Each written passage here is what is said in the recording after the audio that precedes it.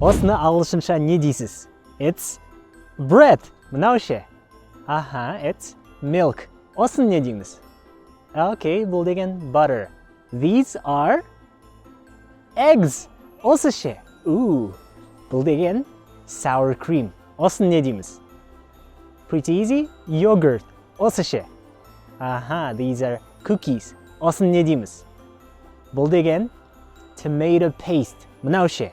Аха, бұл деген sunflower oil. Және соңғысы, бұл деген cottage cheese. Жарайсыз. Нешеуін таптыңыз? Пікірге жазыңыз және күнде ағылшын үйрену үшін осы парақшаға тіркеліңіз. It's 3, 2, 1 and go. Достарский, тәуелсіздік күніне орай жеңілдік ашық деп жарияланады. 413 мың теңге тұратын 5 курс ішіне кіретін IELTS, English Progress Course, American Accent Challenge, Shadowing Marathon and Magzhan's Method барлығы тек бүгін 49.990 теңгеге 88% жеңілдікпен. Осы курстарды алып үлгеру үшін және бонусқа үлгеру үшін менің жекеме 5 курс деп жазыңыз.